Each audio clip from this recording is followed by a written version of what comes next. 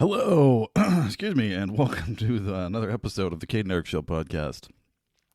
So this week, today, there's a lot of stuff to get through here. We got a lot of fun things to get through. Today's show, there's antisemitism is fine on college campuses and universities, just fine. But you better not use someone else's pronouns, or you're going to get in trouble. You'll be kicked out of college, or be a conservative for that matter as well.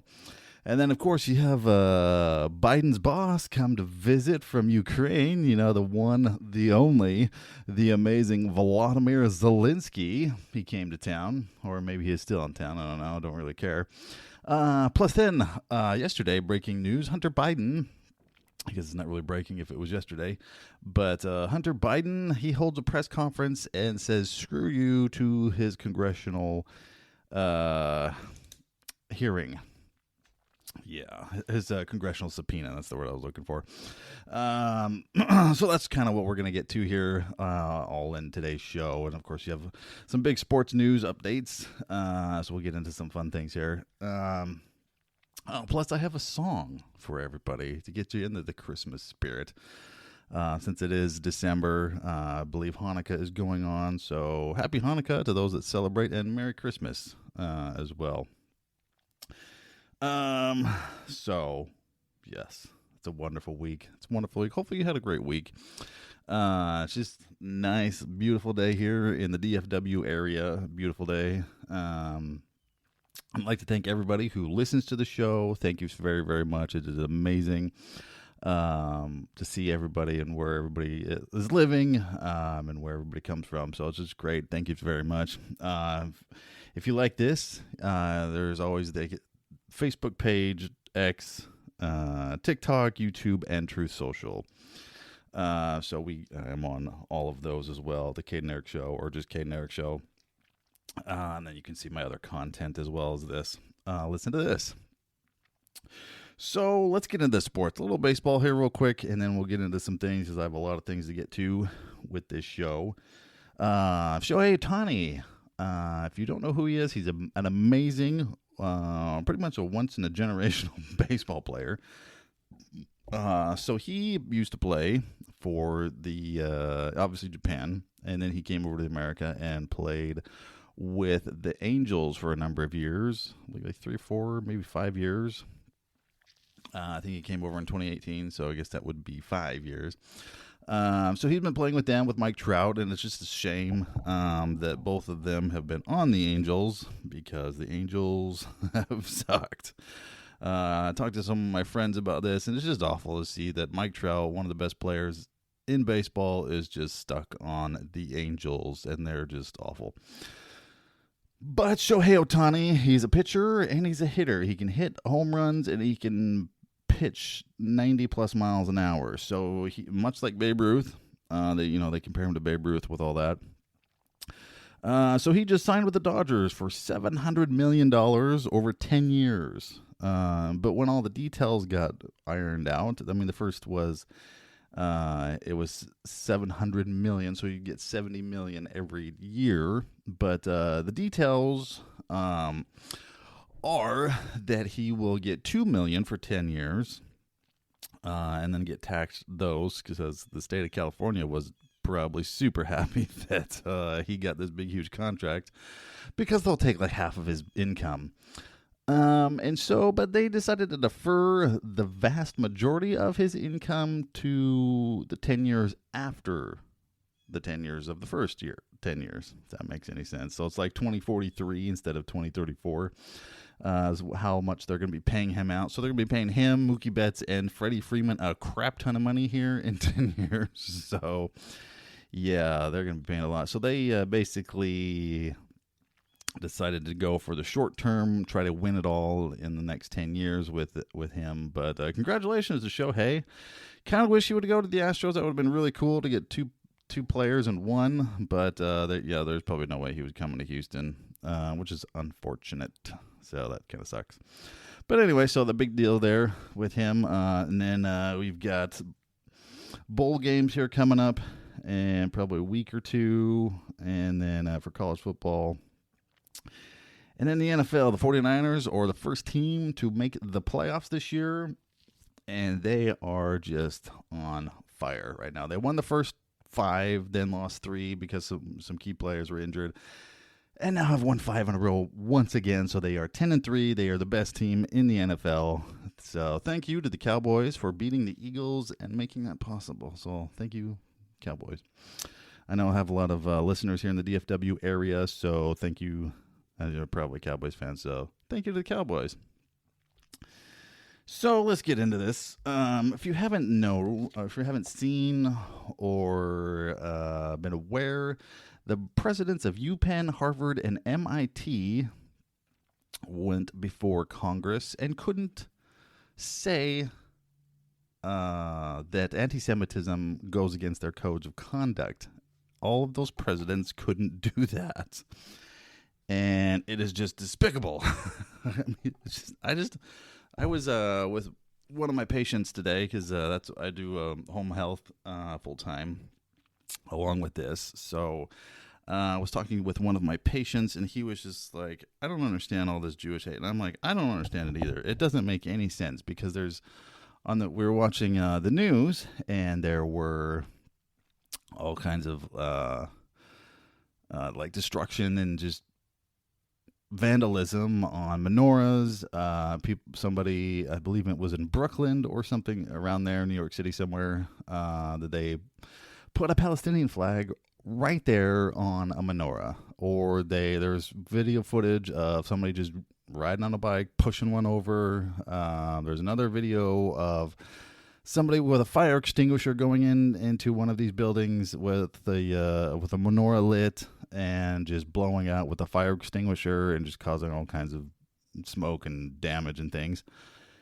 And then I also saw where there have been bomb threats. One of them in particular I paid attention to was in West Palm, because that is where my wife is from, West Palm Beach. And it's just, I just don't understand this whole anti-Semitism. I don't understand the Jewish hate. I don't get it at all. I mean, everybody's going to say, oh, well, they're occupying. It's apartheid. Well, you know what that's like? That's like saying that the British occupy England, or the French occupy France, or the Irish occupy Ireland, the Scots occupy Scotland. That's what that's saying. I mean, that's the equivalent of what that is. Or, Arabs occupy Saudi Arabia. I mean, or Chinese occupy China. It's the same equivalent to that. Because Jews have been in Israel for thousands of years. Well before any Christian, well before any Muslim, well before any Palestinian, well before any Arab. They have been there since the time of the pharaohs were ruling over Egypt. So I just don't understand it. It's just, it doesn't make any freaking sense, because you can sit there and you can spew forth anti-Semitism and they can scream their Antifada, which basically means the destruction of the Jews on these college campuses, which I don't call them places of higher learning or universities. They're indoctrination academies is what they are nowadays, because they're so far left that it's just insane. The amount of just filth and garbage that comes out of these universities, especially these Ivy Leagues like Harvard. And I don't understand the MIT. You're a technology school. What is the deal with anti-Semitism and calling for Antifada at a technology school? But I don't know.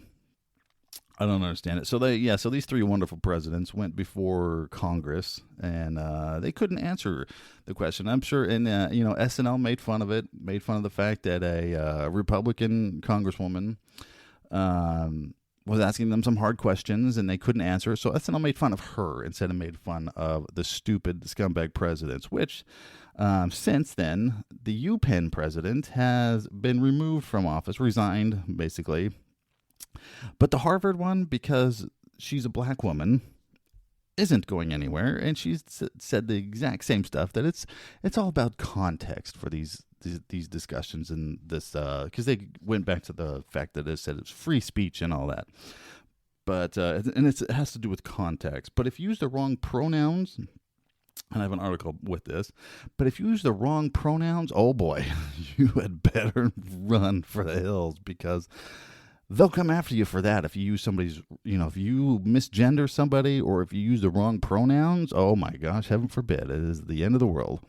But here's a little of the exchange at Congress. Let me get that pulled up for everybody. Here we go. Calling for the genocide of Jews, does that constitute bullying or harassment? If it is directed and severe or pervasive, it is harassment. So the answer is yes. It is a context-dependent decision, Congresswoman. Does calling for the genocide of Jews violate Penn's code of conduct when it comes to bullying and harassment? Yes or no? It can be harassment. The answer is yes. Calling for the genocide of Jews does not constitute bullying and harassment? I have not heard calling for the genocide for Jews on our campus. But you've heard chants for intifada. I've heard chants, which can be anti-Semitic depending on the context. Calling for the genocide of Jews violates Harvard Code of Conduct, correct? Again, it depends on the context. Oh, these women are just awful. They're just despicable. There's no context where that's okay.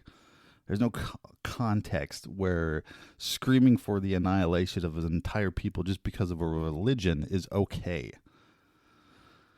But Harvard, the scumbag university that it is now, is standing beside President Gay. That's the only one I can remember whose name, because the other one, it doesn't matter, I don't quite frankly care what their names are. They're awful. But so they're standing beside her, and even though they've lost, I believe it's, millions of dollars worth from their donors and things, but they've got something like a $31 billion endowment, so I guess that doesn't really matter to them if they lose a few million. But it's despicable. And then you have like I said, if you misgender somebody, it is like the end of the world. It is absolutely the end of the world if you sit there and you misgender them. And where is that article? Let's see. Okay. So Claudine Gay will stay on as president of Harvard University, the school's governing board announced on Tuesday, so this last Tuesday, despite an uproar over her evasive answers at a congressional hearing about campus antisemitism. The members of the board, the Harvard Corporation, deliberated into the night. Oh, I bet they did that long into the night. On Monday, before finally deciding not to remove Dr. Gay, the university's first black president. That's the key in all this, because they probably sat there and they thought, okay, if we get rid of her, we're going to be called racist, we're going to be called bigots, we're going to be called this, we're going to be called that, and then, the ACLU will probably come just because she's a black woman. They'll say blah, blah, blah, blah. That's probably what their whole issue was. It's just... So, as members of the Harvard Corporation, we today affirm our support for President Gay's continued leadership of Harvard University, said a statement signed by all the board members other than Dr. Gray. Our extensive deliberation, I bet it was very extensive, deliberations affirm our confidence that President Gay is the right leader to help our community heal and to address the various serious societal issues that we are facing. Oh, okay. Sure. Good job there, Harvard. I have said this many times. I do not understand it. I don't understand where this hate for Jews comes from. I don't get it. It doesn't make any sense to me. But I have another article here. It continues. Students at Harvard undergo training that fat phobia and cis heterosexism are violence. So, what the crap does even cis heterosexism mean? Is that just being straight? So, if you're straight, I guess so. And then using someone's wrong pronouns is abuse. Oh, heaven forbid. You call somebody what they are. Any words lowering a person's self-worth are abusive. Speakers are, okay, so speakers are disinvited for having the wrong opinions on gender issues or other topics. Conservative students are denied admissions for offensive social media posts made years before. So get that. So you can't be fat phobia. So if whatever the heck that is, I guess if you fear fat people, is that what they're trying to say? You fear fat people? I don't think anybody really fears fat people. And then so if you use someone wrong pronouns, then you are in trouble. But screams antifada or act in a threatening manner toward Jews students, totally fine. Absolutely just fine for these universities, for these scumbag universities. Just awful. But if it was against if they were saying, if it was blacks, Asians, Hispanics, and especially, like I was saying about the pronouns, if it was the LGBTQI7345, whatever acronym they decide to use for the week, if it was against any of them, oh boy, yeah, you better watch out. They will kick you out of school. I guarantee it. 100% you're out of school.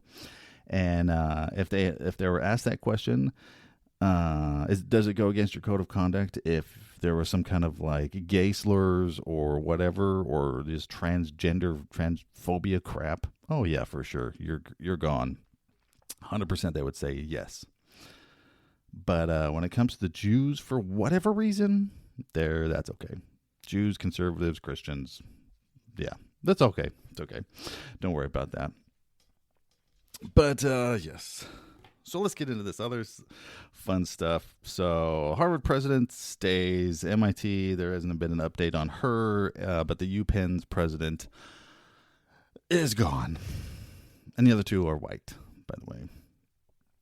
Not that should matter what your skin color is, but since it is Christmas and, we want to get into the Christmas spirit of things, I have a little song for everybody here.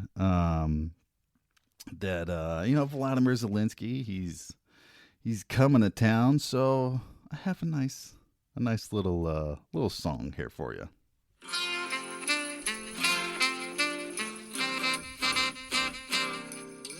You better watch out, you better not cry, you better start pout, I'm telling you why. Volodymyr Zelensky's coming to town. He's making a list and checking it twice. He's gonna find out who's corrupt or not. Volodymyr Zelensky's coming to town. He's gonna take your hard-earned money. He's gonna suck up to Congress. He's gonna use some blackmail to get what he wants. Hey! So you better watch out. You better start to cry. You better find out. I'm telling you why. Volodymyr Zelensky's coming to town. Hopefully you enjoyed that. Put you in the good Christmas spirit. Because yes, Volodymyr Zelenskyy, ladies and gentlemen, came to town. He wanted to talk to Congress. And yeah. Of course, he was asking for all kinds of money. He was asking for billions and billions of more. Even though we've given him hundreds of billions of dollars and there's nothing to show for it. But there were some interesting things that looking up the numbers supposedly for this war with Russia that's been going on for 2 years. They sit there and they whine and they scream and they yell. It's been 2.5 months since Israel was attacked. Oh, there's one thing I wanted to do really quick before we move on to the Vlad. But so Joe Biden, lovely president, President pooped his pants. He had some very, very nice words to say about what happened in Israel. Let's take a look at that. Different. It's been 65 years since the deadliest day of the Jewish people since the Holocaust. 65 years. You know, after October 7th, my father returned to his kibbutz to salvage what he could from his home. What was left was the rubble and ruin. The home, which he had hidden in with his wife and his daughter for 20 hours before being rescued. So I don't have any idea what the crap story he's talking about, but check that beginning part again. Hanukkah is different. It's been 65 years since the deadliest day of the Jewish people since the Holocaust. 65 years. Oh, I guess October 7th of 2023, that was 65 years ago. So, man, where's the time gone? Man, I'm a lot older than I think I am, because I remember that like it was a couple months ago, like it was 65 days ago, maybe 66 days ago now. But according to him, according to this, you know, the best communicator, according to KJP in the White House, according to him, it's been 65 years. You know, I'd be like, okay, you say it once, you're like 60, and then you're like, okay, wait, no, that wasn't 65 years ago. 65 days ago. But no, he said it twice. 65 years ago, he said. Yeah, no, that was 65, maybe 66 days ago. But, yeah, that's the President of the United States, everybody. That is Joseph Biden, the fearless leader that he is. So, you know, everybody was screaming and yelling that it's been a couple months. Apparently to him it's been 65 years. That there needs to be a ceasefire. So this war's been going on for a long time, 65 years, dang. But, so you know, everybody's screaming and yelling that they want a ceasefire. Everybody wants a ceasefire. The Hamas caucus wants a ceasefire. You know, you've got the left, these anti-Semitic whack jobs that want all this ceasefire. But yeah, no, they're okay with Ukraine and the fact that we spent hundreds of billions of dollars over there. You know, that's our money. That's, you know, mine, our taxpayer money. That's ours and yours and everybody else. Sorry if you're listening from out of the country, though. It's not your money. Well, your country probably gave millions or billions of dollars as well. So congratulations, that's your money as well. So it's our money. It's not the government's money. There's no such thing as government money. Hopefully everybody understands that there is no such thing as government money. It's not like you go and you buy something from them. You don't buy like a goods or a service from them. It is money that is forcibly taken from us and given to them, and then they decide what to do with that. And very easily they just give it away. There was another where he was where Biden was sitting there with Vlad just hanging out in I think it was the Oval Office or something, and I was like, yeah, I just gave you $200 million from the defense budget or the defense.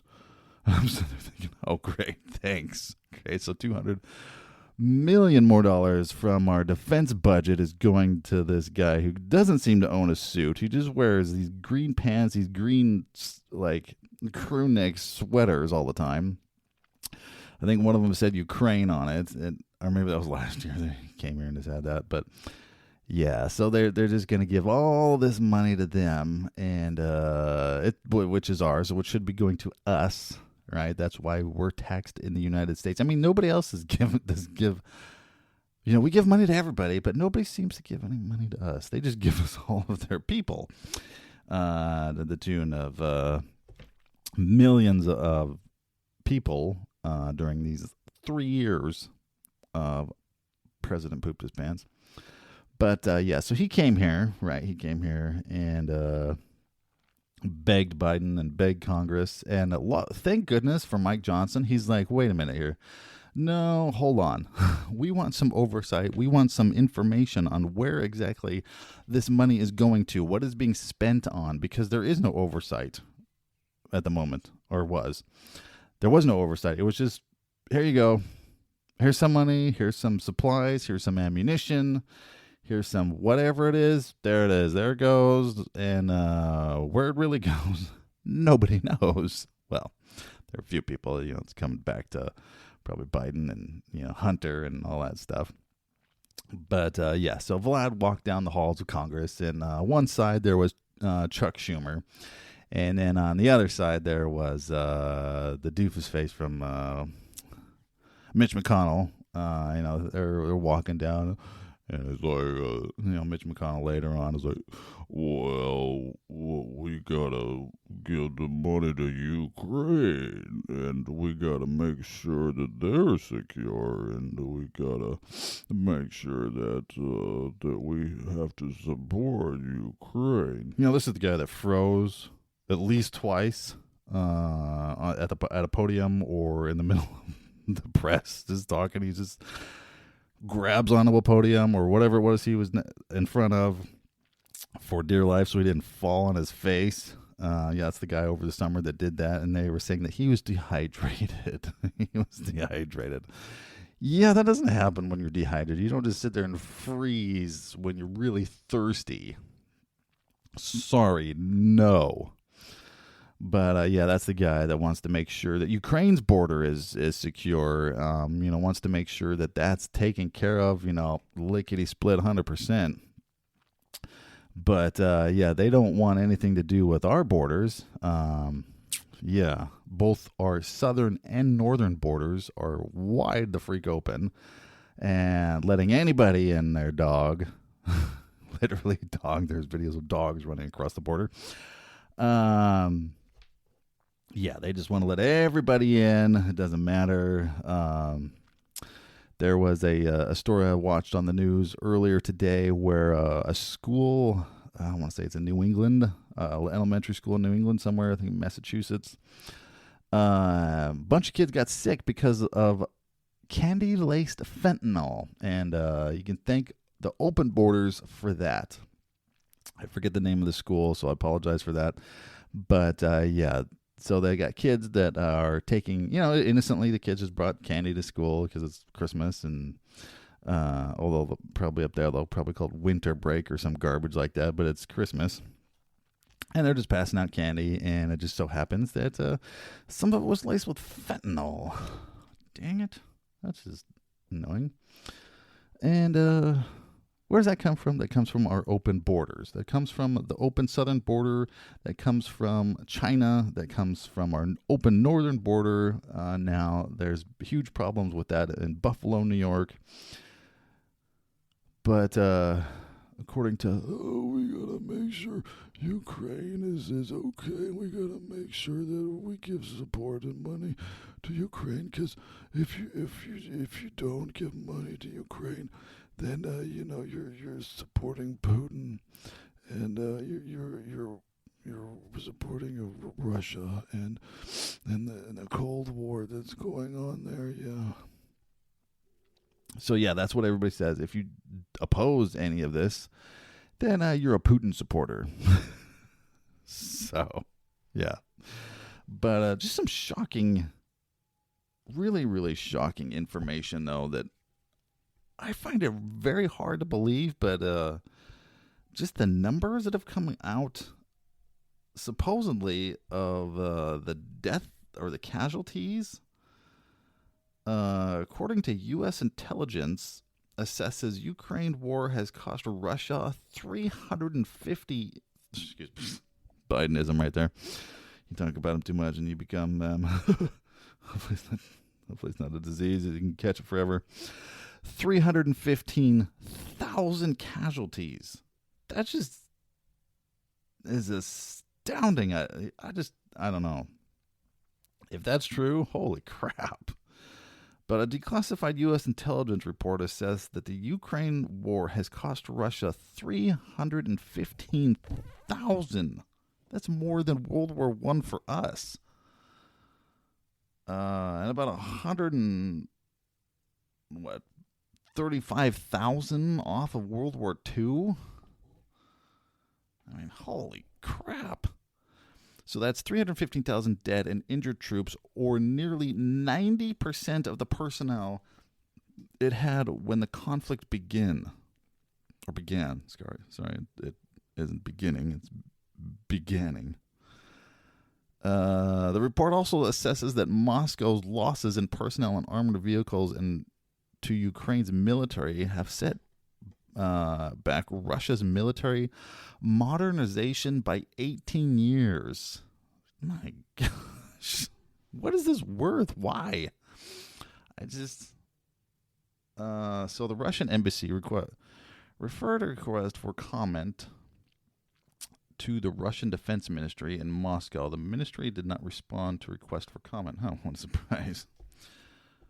But my gosh, 315,000 dead and injured? Holy crap. I don't know. But I don't know. I mean, I don't see like the pictures like you do for Israel. So it's just, I just don't know what to believe. But that's according to the U.S. intelligence, which, that might be kind of lacking.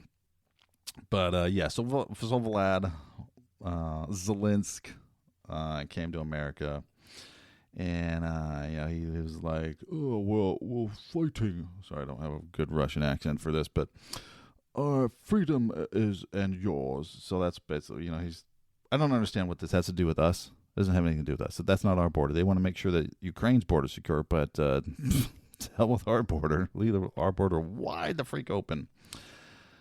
So luckily Mike Johnson, he's like, no, yeah, we need to make sure that there's some kind of oversight, some kind of accountability for what is going on, and let's make sure our border is secure first, and then let's talk about some foreign nation thousands of miles away. How about that first? Which apparently, if you say that, you're a pro-Putin supporter, you're pro-Russia. Heaven forbid you want your own. Because at the rate we're going, I mean, it's just astounding.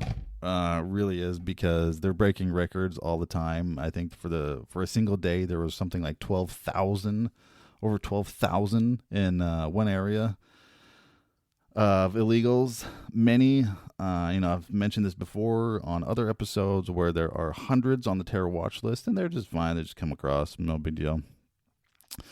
You see the videos of thousands of people just rushing in, pouring in, and it's not, there's not like, a mom and a dad and little Susie and little Johnny coming across the border with grandma, sweet old grandma and grandpa. They're just trying to escape some awful dictator regime from somewhere. No, they're military-age men just pouring across from every part of the world, which I always find that very astounding as well. I'm just, how are these people coming across the Pacific or the Atlantic Oceans and getting into Mexico and then running or walking, whatever, up through Texas, Arizona, New Mexico, and California? How are they getting across the ocean in the first place? Where are they getting this money? Because obviously it has to cost them something. Right? I mean, these traffickers, these human traffickers, or whatever you want to call them, they aren't just doing this out of the goodness of their heart because they know that these people just want a better life in the United States of America. No, not at all. That sure isn't happening. So how are these people paying for all this? How they, you've got Africans, you've got Chinese, you've got Middle Eastern, you've got people from everywhere. How did they get it? How did they make it across? Did they just bum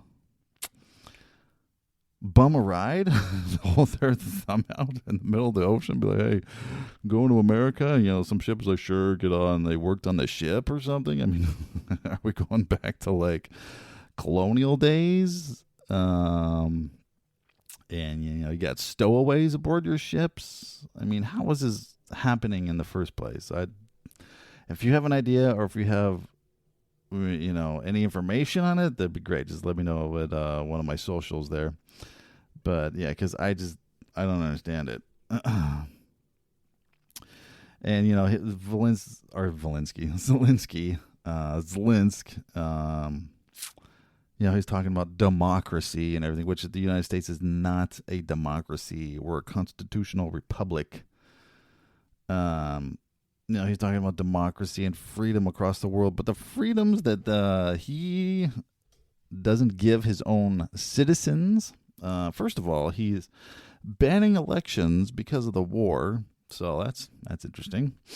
And then if there's supposed ties for churches, political parties, or whatever to Russia, then that's banned too. You can't do that. So if there's a supposed tie to Russia, that's banned. If it's a political party, a church, whatever it is, it's banned. But he wants freedom and democracy, right? Okay. No, you just want a big fat paycheck from the American people is what you want. So Vlad came to town and wants more money. But no talk of ceasefire for that. All right, let's get into the Hunter Biden stuff, because that was great. So, he had a congressional subpoena to come before Congress for a closed meeting before Congress so that they can ask him actual questions. And he would have to sit there and answer them, because if it was a public forum, it would be kind of a circus little, everybody's seen all the videos of what happens when there's public hearings. It just becomes a big circus. Both Republicans and Democrats seem to do the same thing. They'll sit there and try to make a big name for themselves or whatever it is. And then the witness doesn't really answer the questions very much. So they wanted to kind of avoid all that. And Hunter Biden said big F you through the, put your hands up like Eminem says. Put the one finger on your hand. That's what he said to Congress. So this is what kind of he had to say in his little lovely press conference yesterday. Clearly as I can. My father was not financially involved in my business, not as a practicing lawyer, not as a board member of Burisma, not in my partnership with a Chinese private businessman, not in my investments at home nor abroad, and certainly not as an artist. So, I heard that part. And certainly not as an artist, since that's the big deal. That's big. So the first thing is there's evidence of checks. We've seen the stubs, the check stubs of paying Biden from family members, from all that stuff for loan repayments. And, we've seen the text where he's sitting there texting one of the Chinese companies and be like, hey, my dad's right here. You can talk to him, but we're either doing this or we're not, so get on board. But I loved the whole thing where there's the artist, since we've got a modern day Michelangelo here with Hunter Biden.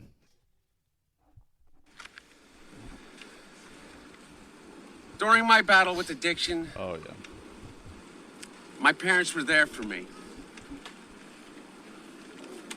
They literally saved my life. They helped me in ways that I will never be able to repay. And of course, they would never expect me to. And in the depths of my addiction, I was extremely irresponsible with my finances. But to suggest that is grounds for an impeachment inquiry is beyond the absurd. It's shameless. There's no evidence to support the allegations that my father was financially involved in my business, because it did not happen. For 6 years, I have been the target of the unrelenting Trump attack machine, shouting, "Where's Hunter?" Well, here's my answer. I am here. Yeah, you're not in the Senate or the room there where you're supposed to be. You're out on the grass there doing a little press conference. That's where you're at. Let's see. I've got some other ones here too. Let's do this one. Photos of me during an oversight hearing. Hold on. They displayed naked photos of me during an oversight hearing. Because you posted them. And they have taken the light of my dad's love. Oh, yeah, that love. He loves you so much. The light of my dad's love for me. Let's cry. And presented it as darkness. They have no shame. They have no shame, says the guy that can't help but videotape himself naked with hookers and drugs and things. And hopefully everybody hasn't forgotten the cocaine that was found in the White House. And then there was a video of him messing with his nose during that same time period. So, yeah. Come on, dude. But it's shameless the Republicans are coming after him. It is just shameful that they want the truth. And there is truth. There is the evidence that has come out. Let's see if I have any of those pulled up anymore. I don't want to go searching for them. But yeah, there's plenty of evidence. And the House just voted to continue with the inquiry into an impeachment. So I guess, Mike Johnson said on Fox yesterday, I was watching Brett Behart on Fox News last night that, the reason, everybody's all like, why isn't this getting done faster? Let's move on. Come on. There's the evidence. Let's move. Let's get this guy out of here. Let's get President Pooped His Pants into a nursing home or a prison cell. I'd like that better. That'd be a good place for him. But he I don't have a clip about it or anything, but he basically was, from what I could understand, is that the Democrats just flew by. It was like 6 days or something for the second impeachment. They didn't really do it the correct way, and he's all about doing it the correct way, which I can understand. That makes sense. You want to make sure everything's right and then do it. But let's kind of maybe speed that up a little bit, because the country is done with this President Pooped His Pants experiment. Yeah, I think everybody's done with it. I'm done with it. That's for damn sure. But yeah, so there was more, and then let's play this. Let's play a little part of this. So Jim Jordan, and then I cannot remember the other congressman's name. Oh, James Comer, from the Oversight Committee that the Hunter was supposed to meet with, and said basically, F you. Here's their response to that. About public corruption at the highest levels. We have accumulated mountains of evidence that's concerning to an overwhelming majority of Americans. We have specific questions in there, and I think we're going to allow you in there to see the piles and piles of documents, of bank statements, of emails, of text messages that we've worked very hard on in this committee over the last 8 or 9 months. We expect to depose the president's son, and then we will be more than happy to have a public hearing with him. With that, I'll turn it over to Chairman Jordan. Well, I would just echo what the chairman said. We're disappointed that he didn't show up. He was just across the way at the Capitol. You think he could have come here and sat for questions. If you do it in an open format now, you're going to get filibusters, you're going to get speeches, you're going to get all kinds of things. What we want is the facts, and the way you get the facts in every single investigation I've been involved in is you bring people in for an interview behind closed doors where you can get those facts. And then, as the chairman said, we'd love for him to come public. Finally, I would say this. Mr. Biden's counsel and the White House have both argued that the reason he couldn't come for a deposition was because there wasn't a formal vote for an impeachment inquiry. Well, that's going to happen in a few hours. We think it's going to pass. We think the House of Representatives will go on record with the power that solely resides in the House to say we are in an official impeachment inquiry phase of our oversight. And when that happens, we'll see what their excuse is then.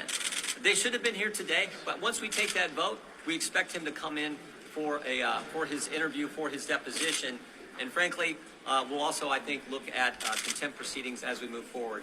With that, we'll take your question. Why not just call his bluff?